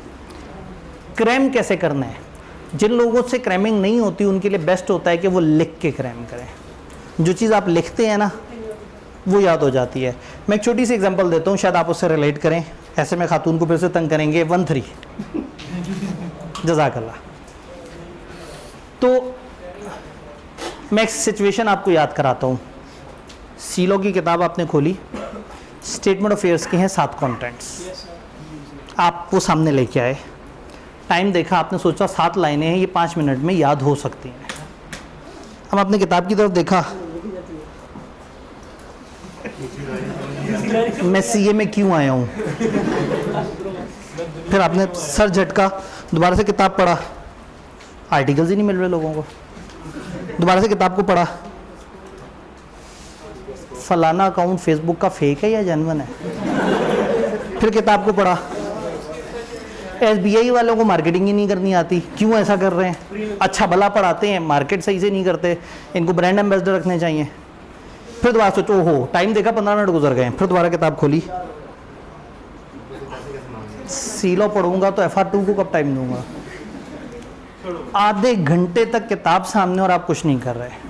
लेकिन अगर आपने पहले ही स्टेप में किताब सामने ऐसे करके किसी सहारे से खड़ी की होती, एक रजिस्टर पकड़ा होता और सामने से देख देख के ईमानदारी से लिख रहे होते, तो आपके दिमाग ने आपको टाइम ही नहीं देना था कि कुछ और सोचे। आपने सामने से देखना था, लिखना था, पढ़ना था, आंखों ने दिमाग में गुजरा, लिखने लगते तो जहन में दोहराना था, फिर जब जहन को कन्फ्यूजन होती दोबारा से पढ़ना था, दोबारा से लिखना था। विदिन 5 मिनट आपने 7 लाइनें लिख ली हैं और इस दौरान इनमें से आधी याद भी हो गई हैं और अगले 5 मिनट आपने दोहराई और ये याद हो गई। वो जो 5 मिनट सोच के आधा घंटा लगाया उसमें कुछ नहीं मिला, और जो 10 मिनट सोच के 10 मिनट लगाए, इस 10 मिनट में याद भी हो गया। प्रॉब्लम ये है कि थ्योरेटिकल सब्जेक्ट चूंकि लिख के नहीं हो रहा होता, तो देयर इज़ अ मार्जिन की किताब खोलें और फिल्में चल पड़े दिमाग में।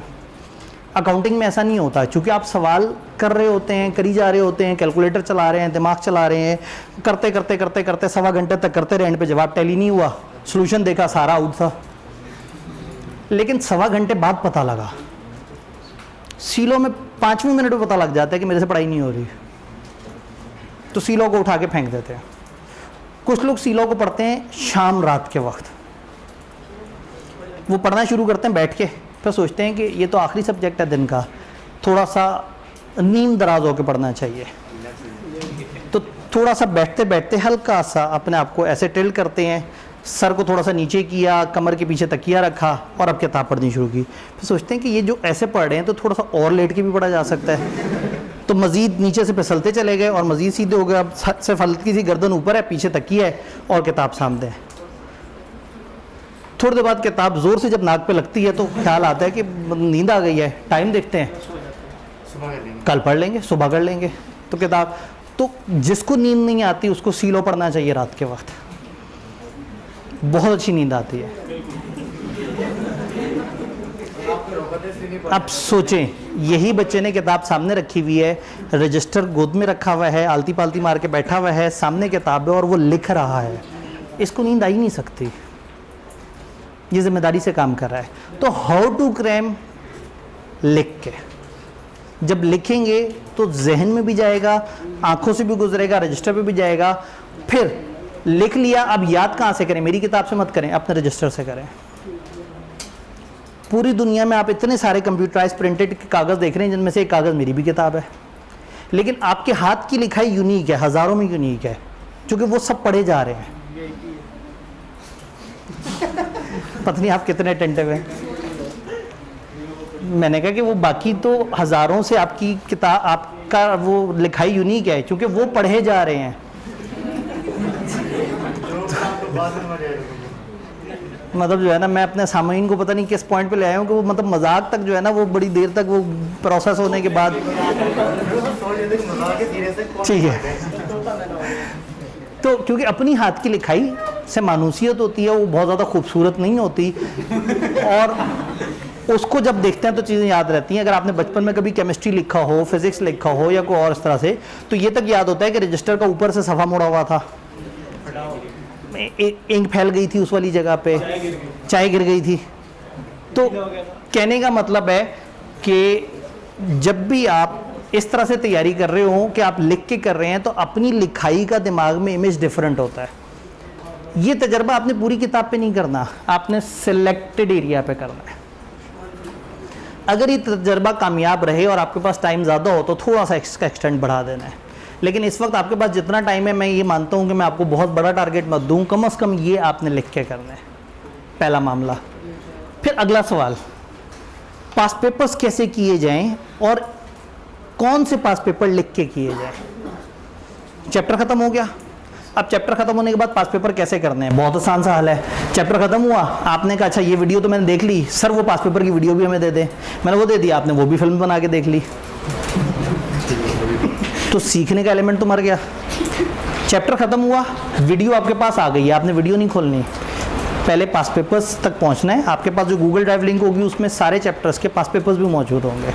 पास पेपर पे पहुंचे और ताज़ा जो आपने चैप्टर पढ़ा हुआ है उसकी अंडरस्टैंडिंग में उन सवालों को देखा, जवाब बनाने की कोशिश की, जिन जवाबों पे अटके के आपने कहा कोई बात नहीं सर की वीडियो है, वीडियो प्ले की और उन सवालों के एग्जैक्टली जवाब समझने की कोशिश की। फिर सोल्यूशन को देखा।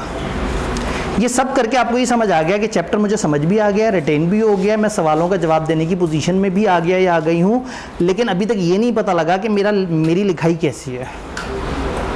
तो फिर हर चैप्टर के 3 ऐसे सवाल जिससे एक अच्छी रीज़नेबल राइटिंग की प्रैक्टिस हो जाती है, वो ये लिस्ट आपके पास है।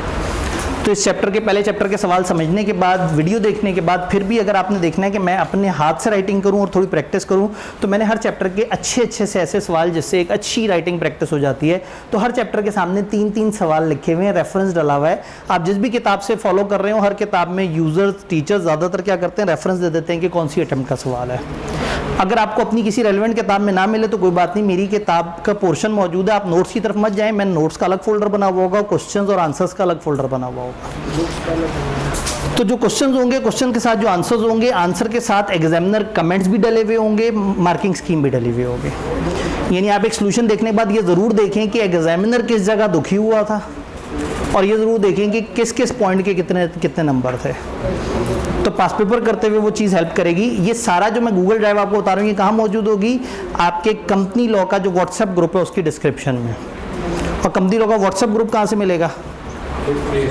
उन 4 ग्रुपों में जो कि ओवरऑल क्रैश कोर्सेज के हैं। और वो 4 ग्रुप कहाँ से मिलेंगे? वो फेसबुक पे मौजूद है।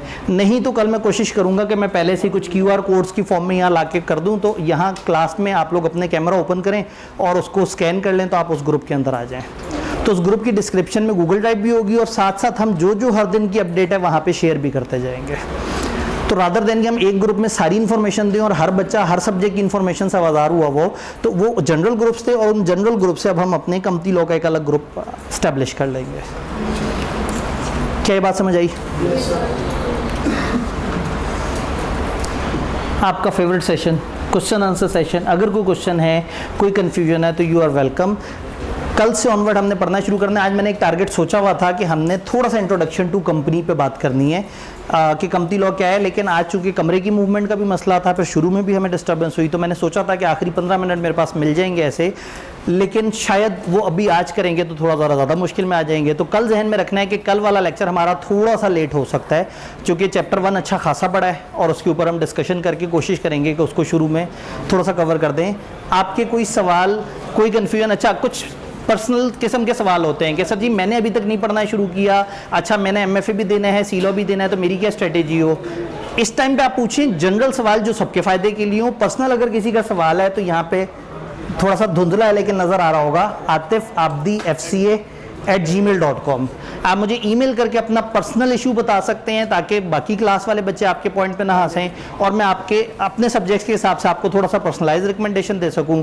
जनरल सवाल हमारे क्रैश कोर्स से रिलेटेड, कोई और किसी का सवाल क्या होगा, कैसे होगा?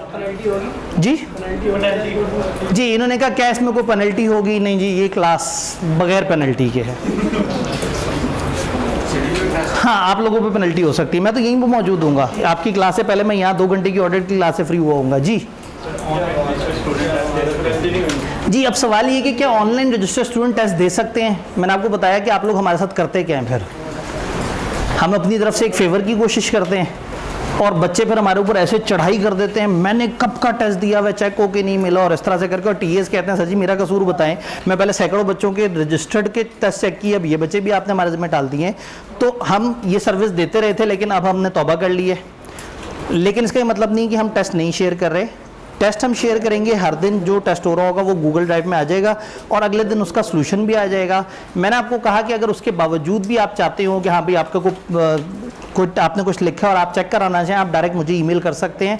मैं या टीम से चेक करवा लूँगा या मैं खुद अगर मुझे मौका मिलेगा मैं उस पर कर लूँगा, लेकिन मैं टीम को बाउंड नहीं कर सकता कि आप पब्लिकली सबके टेस्ट चेक करें।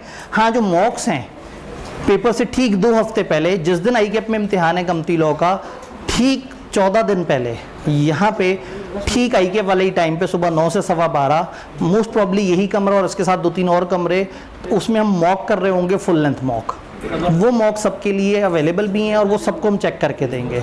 लेकिन इन टेस्टों में अगर हम ये कमिटमेंट कर लेंगे तो जो एनरोल स्टूडेंट्स हैं फिर वो भी बहुत ज़्यादा डिले की तरफ चले जाएंगे।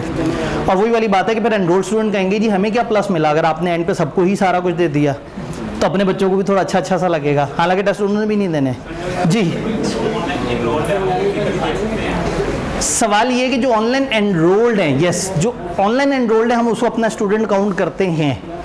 अब पता लगे आप MFA में ऑनलाइन एनरोल्ड हाँ, तो जो ऑनलाइन एनरोल्ड है वो आके फिजिकली टेस्ट दे सकता है। मैं कल परसों से आगे टेस्ट का भी बता दूंगा। एक रूम एलोकेट हुआ हुआ होगा और उस रूम में जाके खवातीन का एक अलग रूम है, बॉयज़ का एक अलग रूम है, वहाँ जाके पूरा दिन ऑप्शन अवेलेबल होगी, क्वेश्चन पेपर पड़े हुए होंगे।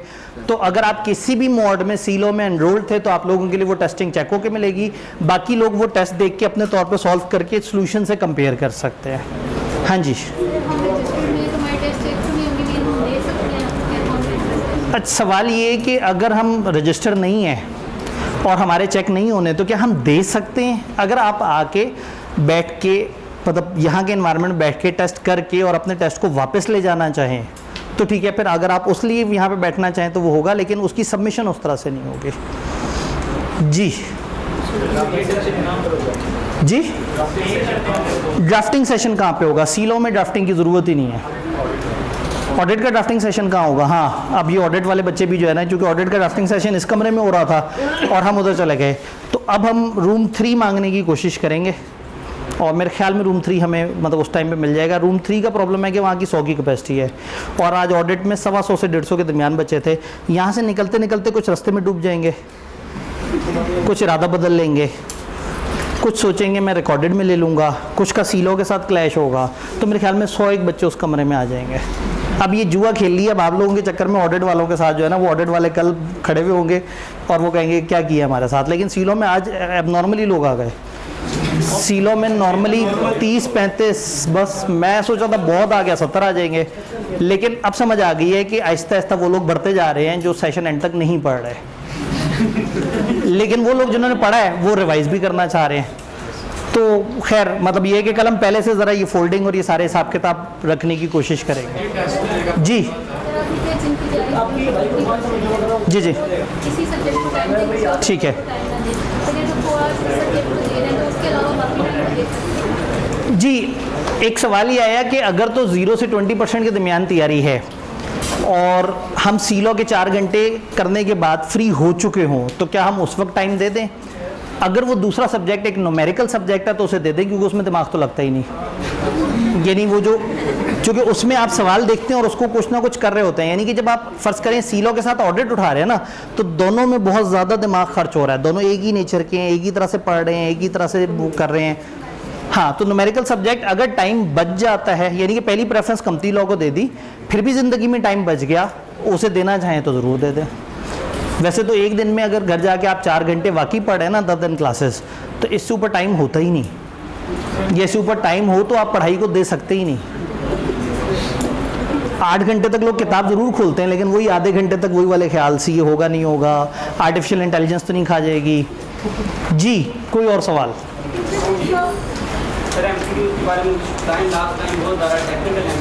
जी MCQs के बारे में बताएं। MCQs लास्ट टाइम भी इन्होंने कहा कि बहुत ज़्यादा टेक्निकल आ गए।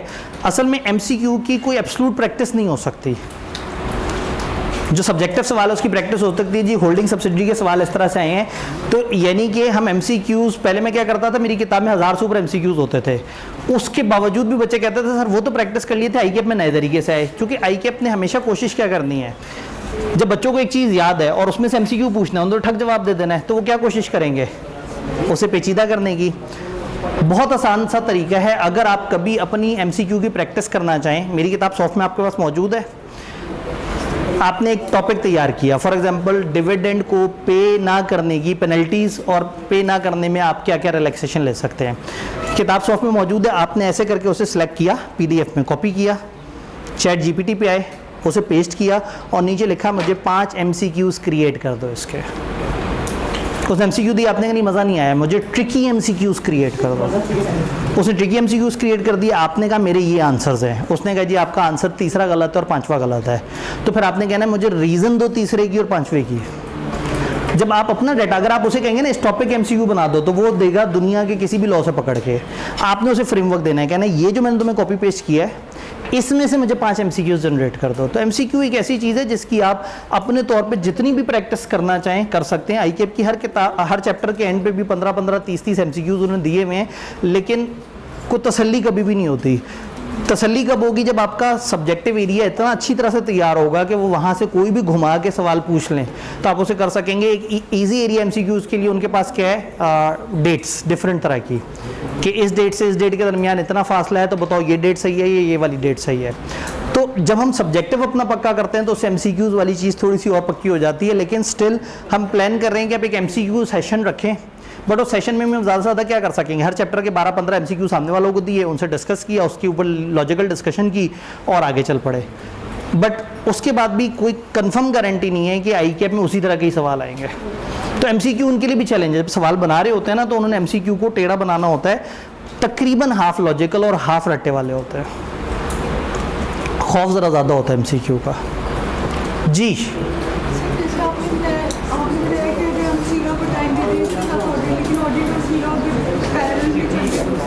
जी, इन्होंने कहा अगर हम सीलो से टाइम बच जाए तो अगर हम ऑडिट को देने लगे तो उसमें तो मसला है।